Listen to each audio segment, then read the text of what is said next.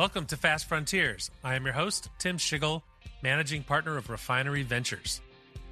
In this episode, we're talking with Steve Escaravage, the Executive Vice President at Booz Allen, where he leads a team of 4,000 professionals in their analytics practice and artificial intelligence services business. They assist their clients with operational integration of data science, machine learning, and AI solutions. In today's episode, we're going to talk about pop culture's ideas of AI and whether people should be afraid of this technology. We'll look at comparisons of state-of-the-art AI applications between government sectors and commercial businesses, and how Booz Allen thinks about venture-backed startups and opportunities to collaborate with them. The biggest theme, or so what, I hope you can take away from this conversation is Steve's advice for sourcing innovation and talent, which is to read the National Security Commission report on artificial intelligence. Please enjoy my conversation with Steve Escaravage. Steve, welcome to Fast Frontiers. It's great to have you with us. Thanks for having me, Tim. You have incredibly fascinating job and role at Booz Allen. A couple of big things we want to cover today. But first of all, you just share a little bit about you've been there a long time, Booz Allen, for those who don't know about Booz Allen and what your group does specifically. Yeah, absolutely. So thanks again for having me. So let's start with Booz Allen, and I can go into a little bit of my role there. So Booz Allen is, a 100-year-old plus company that really started management consulting as a field, as a profession. Started in Chicago a long time ago. And what we basically do is we provide consulting services largely now to the federal government, but we have a rich history of supporting, top Fortune 500 companies around the world. And we still have a thriving commercial business, although it's smaller than our pretty substantial federal business. And so all of the executive departments of the governments and the agencies that you might be familiar with, just like other large corporations, they need help accomplishing their technology and strategic objectives. And so Booz Allen is a professional services and technology provider to those agencies. About 29,000 people, almost a $10 billion business on last check. And we really support all of the missions of the federal government in some shape or form, just given the size of the company. And so we support the executive departments on the civilian side, like Health and Human Services, Department of the Treasury, the defense side, Department of Defense. We support all of the armed services. We've been doing so since the 1940s. And then on the national security side, we support many of the intelligence agencies who provide that essential mission. So think of Booz as providing analytics, engineering, digital, cyber. Those are the core constructs of the services that we provide. And my specific role is I lead Booz Allen's analytics and AI business. So we have over 4,000 analytics practitioners at Booz Allen, applied mathematicians, statisticians, computer scientists. And within that, we have over 650 practitioners of artificial intelligence. These are machine learning engineers. These are advanced data scientists who are building AI solutions, implementing AI systems to help solve some of those problems. And that aligns with my background. My background's in applied mathematics and computer science. Tim, as you mentioned, I've been in this game now for over 20 years, and I'm excited that maybe finally, in some ways, we have all of the ingredients coming together so that we can really provide sort of revolutionary gains in these fields and improve upon sort of the evolutionary capabilities that came before. How long has this AI group been together? When did it really start as AI, not just analytics? Oh, that's a great question. A lot of people think about this current AI wave, and they experienced sort of the big data analytics wave that happened in the middle of the 2000s, 2005, 6, 7, 8. We started hearing a lot about big data analytics. And then a little bit later in the decade, we started hearing about data science, and it was named the sexiest job in America and got all this wave. And now AI, here we go, artificial intelligence.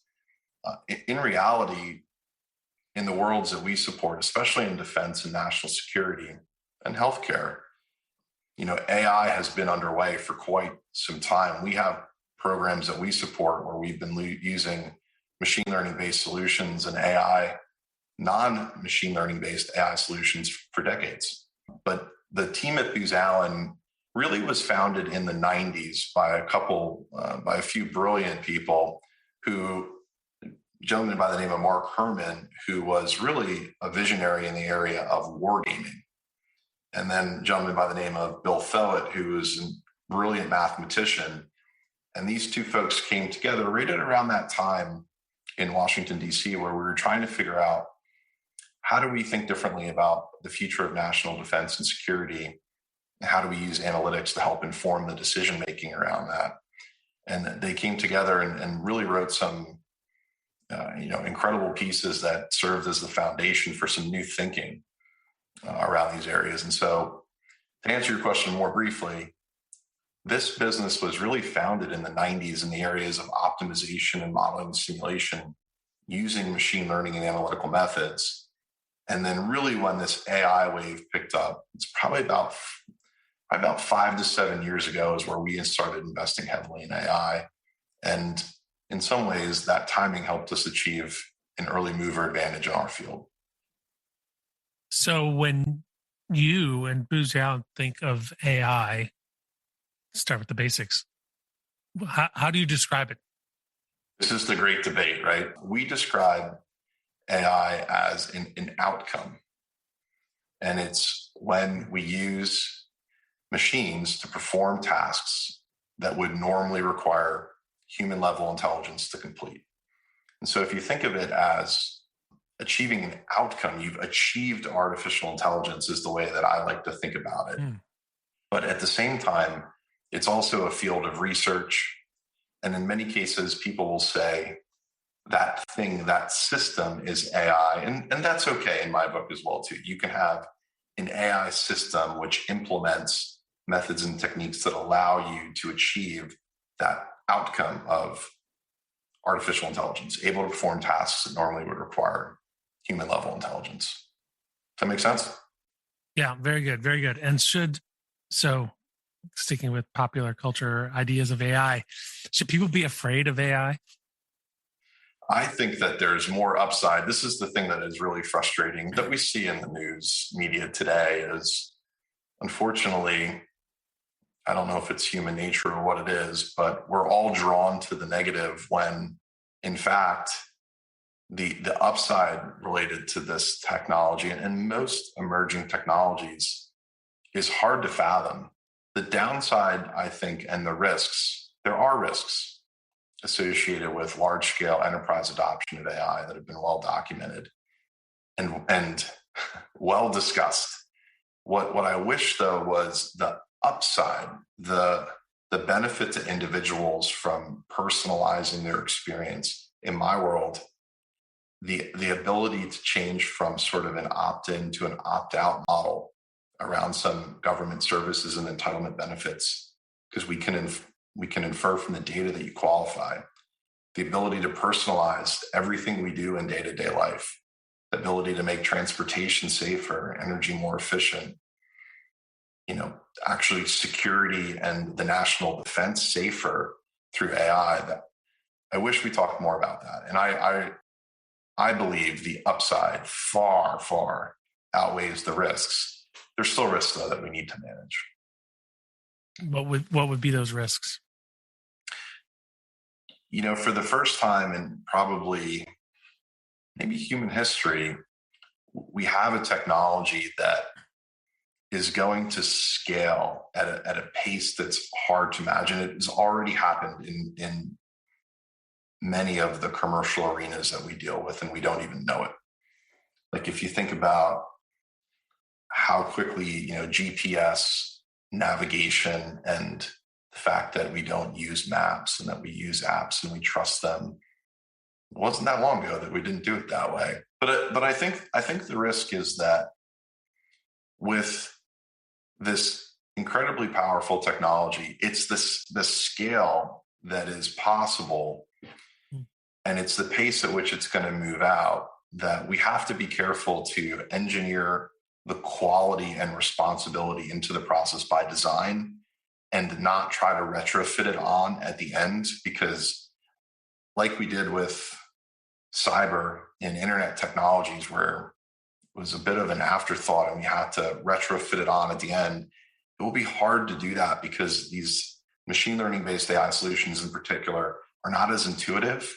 And so there is potential risk for inequities. There is potential risk for unintended outcomes.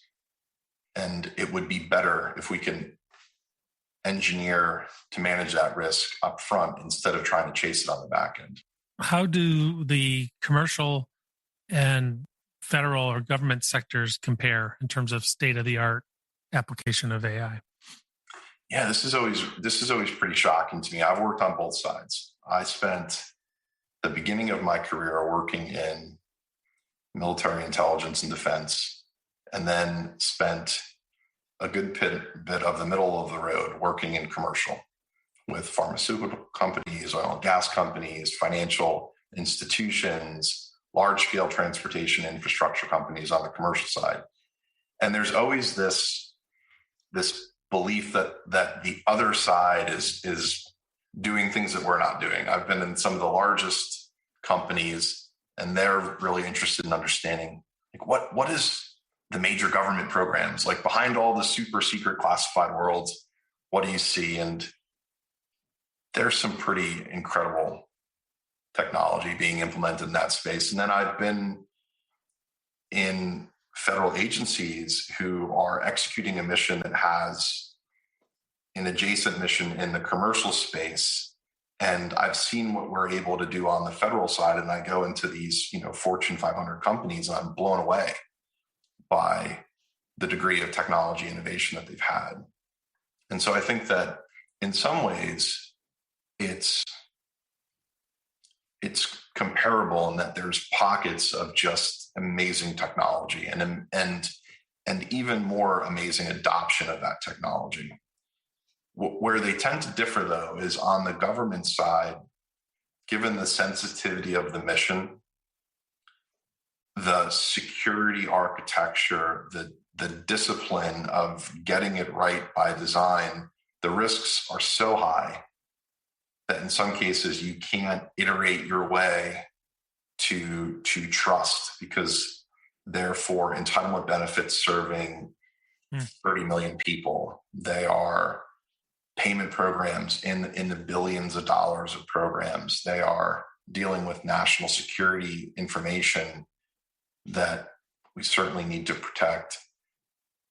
So it's on the government side, the process, the security requirements, the necessary steps to implement technology, there's a very high bar.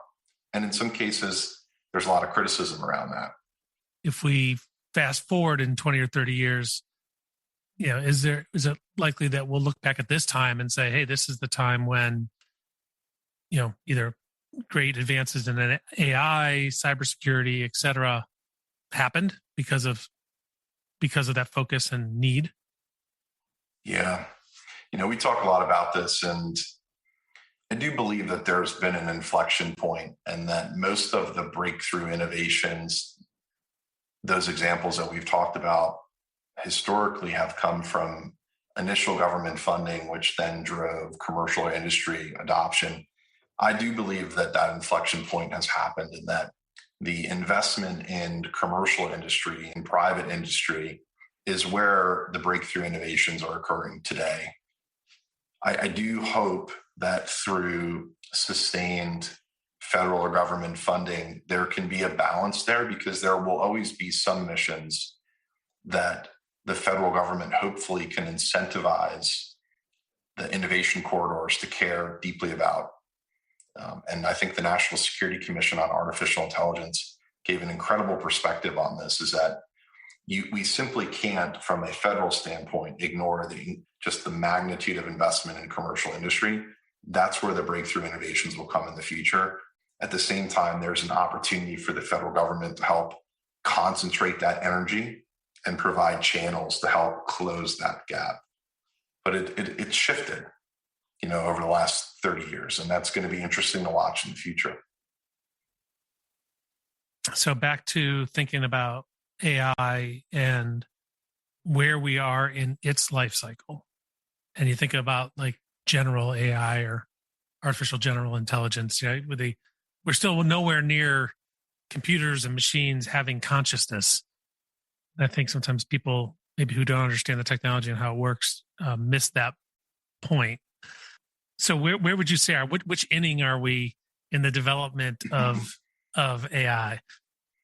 I like to think about it on one of the hype cycles is I ask myself this, in this current wave of AI, are we at that peak hype and or are we a little bit past it? I actually feel like we might be maybe a little bit past it, and we're coming up on that trough of disillusionment that will happen where a lot of investment has happened.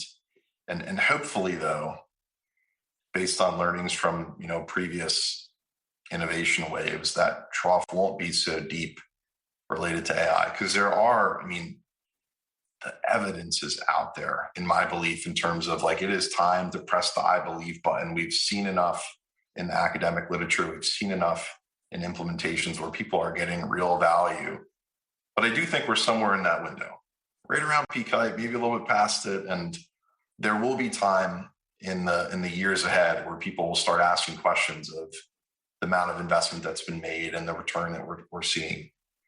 I again think that the potential is very, very high. And then back to sort of, artificial general intelligence.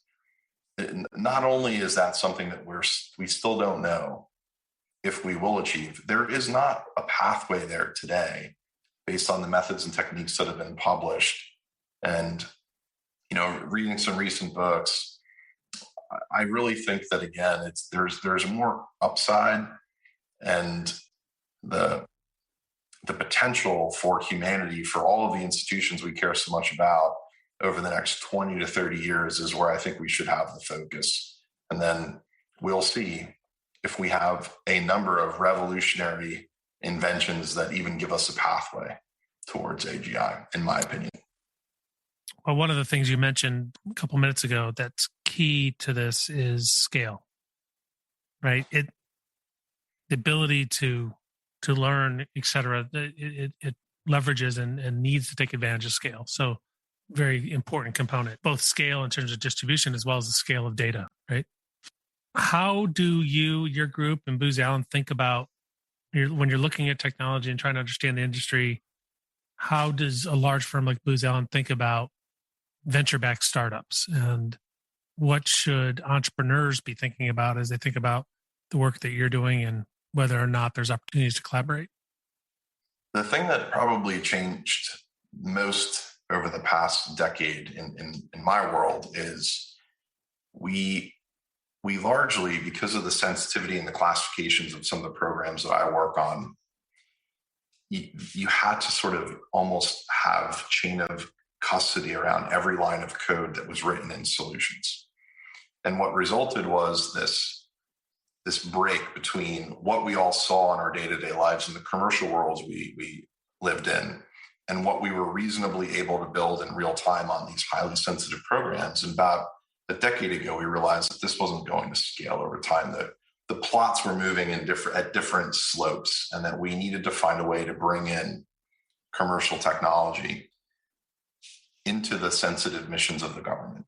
Fast forward 10 years, and I have never been more convinced that the rate of change of all of these emerging technologies makes the whole ecosystem around the federal enterprise really dependent on breakthrough innovations coming from the innovation corridors into this space. And I like to talk about, we used to typically think build first as a mentality, and now it is apply first as a mentality. And that shift happened within the last 5 years when Secretary Ash Carter in 2016 really started a trend in the defense and intel space. And I think it's really moved across federal government now.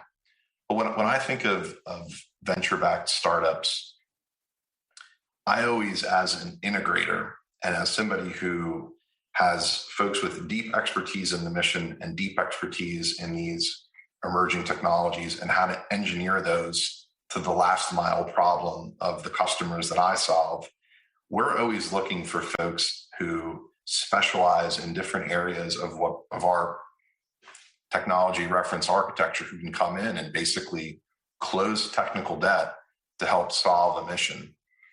And we've had incredible success in partnering with companies that were very early in their maturity, and now they're massive, companies. I think about our relationship with Databricks as a company where, I remember meeting them a number of years ago and was really intrigued by the business model that they were bringing forward, and the fact that they had this highly adopted open source software that they were going to then provide enterprise support to. And I thought that was an intriguing business model, and it's been incredible to watch them. And there's so many examples where we have partnered with companies in that space, and they've brought incredible value to the missions that we support.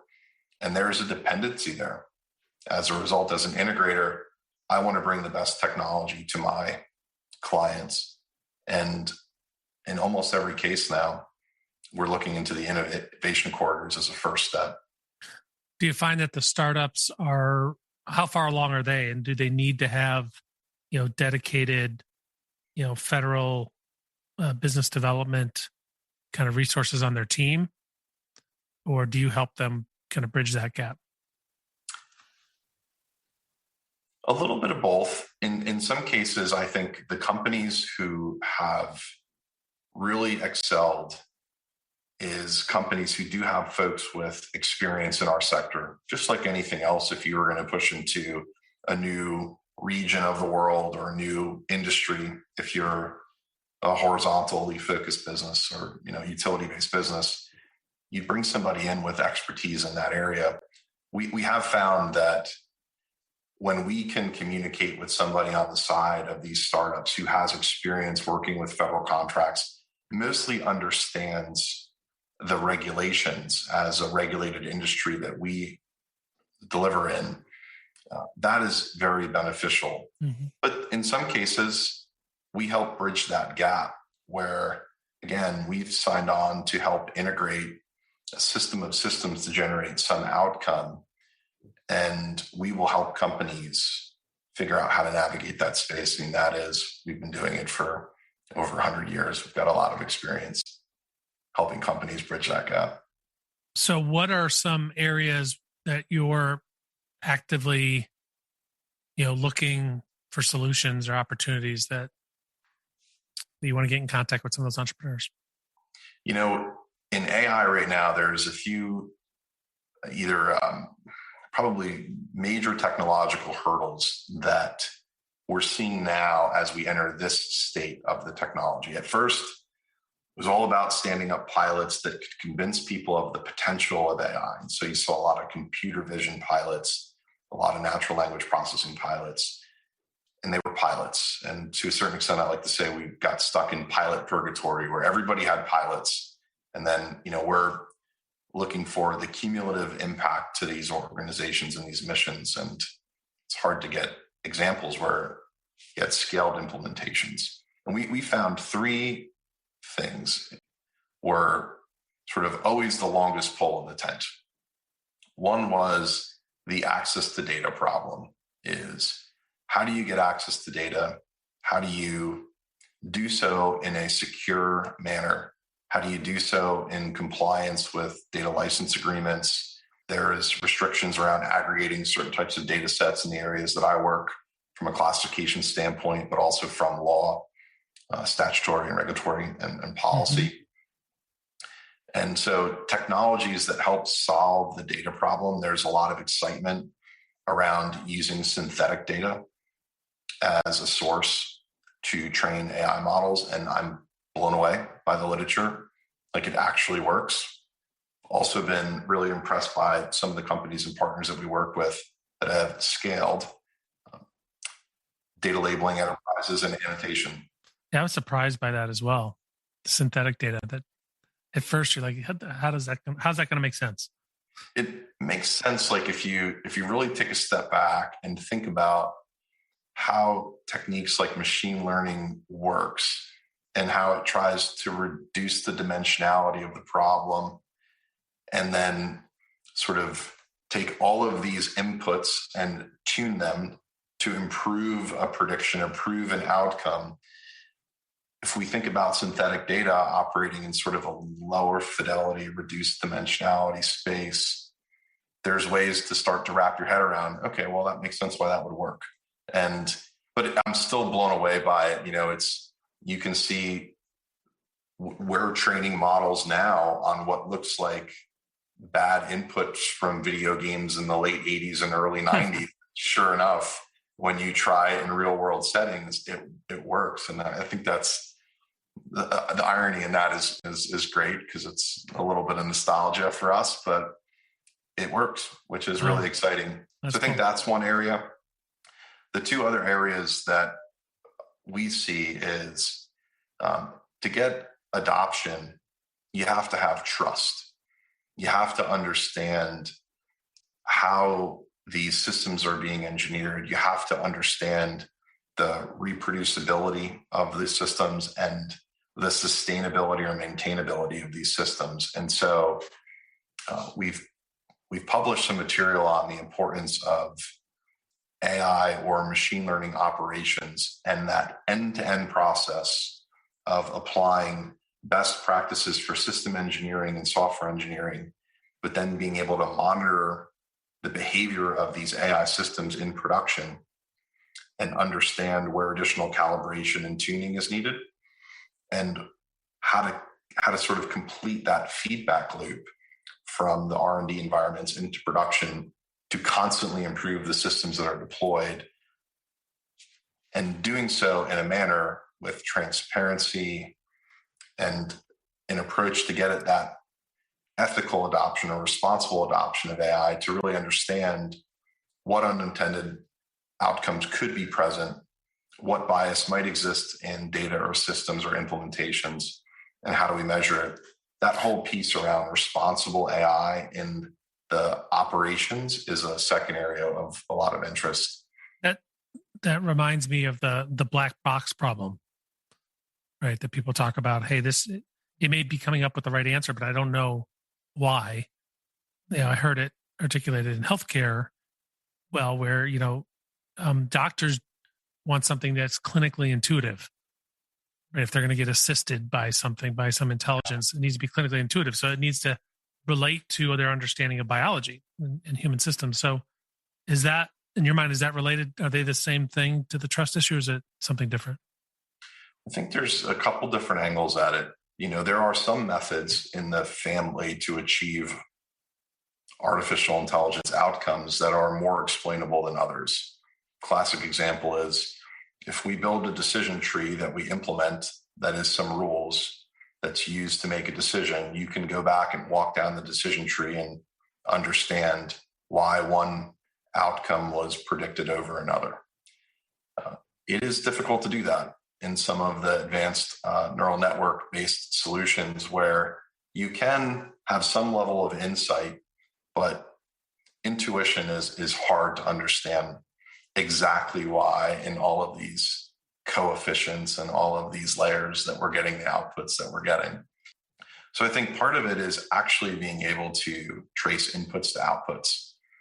And there's a trade-off to be had there. I think the other piece is that because these systems are complex and you have data of unknown provenance and unknown lineage in many cases, you have systems that are just beyond human intuition to take a step when they're operating. You have to inspect them to understand exactly what is taking place. And they're deployed in environments that are constantly changing. It is as dynamic an environment as you can. And the fact of the matter is that there is always bias in data, how it was sampled. Individual methods and techniques have their own sort of analytical bias. And there is real risk when sort of mathematical bias aligns with social bias that we have to find a way to manage and eliminate from systems. Otherwise, we'll never people won't trust them. And we won't get that upside that we talked about. So what's the third? So first one was access to data. Second was trust. What's the third? Most of the challenges, most of the AI problems that people study today, they study in pristine computing laboratory environments. They write awesome papers that we all get super excited about. The reality is that most AI systems are implemented at the edge. And so this era of IoT, this era of at the edge is where many of these systems need to be implemented, just based on the underlying infrastructure, the latency that needs to be achieved, and user preference. People like their phones. They want to be able to run these systems, these algorithms, these models on the devices that they want in a disconnected fashion. And, that's what the user prefers. And so we have to find ways to solve it. In the area that I support, in defense, national security, healthcare, even in some consumer applications, if you cannot replicate the success of the research environment at the edge, you've not solved the problem.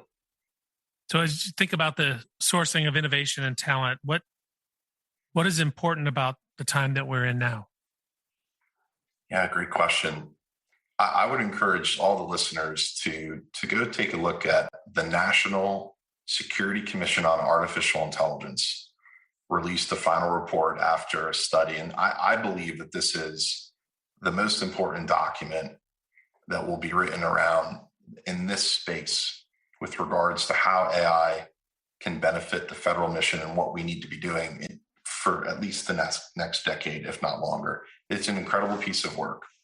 But in there, it really lays out a call to action to industry in our country around understanding and supporting the public sector mission, that of the government. There's been well-documented, well-publicized cases over the last decade where the innovation corridors in Silicon Valley maybe we're diverging a little bit from core support of the federal mission. And I just tell you, we need help.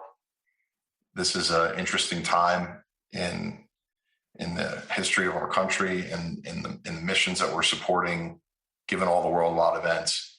We need the innovations coming from the commercial sector and private industry into the federal mission. I think the government has done an excellent job of creating new pathways to make that happen. But as a leader in the industry who's in this space, I spend a lot of my time trying to help companies understand the potential for their businesses and for their investors and their stakeholders in the public sector mission. And I'm always open to having conversations around that, because I really do believe that if you're a fan of democracy and you care about this country, we're going to need to support our federal government in the adoption of AI and other emerging technologies. We need the help of private industry to do that. So I look forward to engaging with companies in your fund and also more broadly. Awesome. It's a great time to be an entrepreneur and a patriot. Thanks for that call to action there, Steve. And thanks for being on Fast Frontiers. Thanks again. Join us next week when we bring you my conversation with Carl Grant, Executive Vice President of Global Business Development at the Cooley Law Firm. Thanks for listening to Fast Frontiers. If you like our show and want to know more, check out our website, fastfrontiers.com. If you enjoyed this episode, please share it with others and leave us a review on your favorite podcast platform. The Fast Frontiers podcast is brought to you by Refinery Ventures. Our producer is Abby Fittis.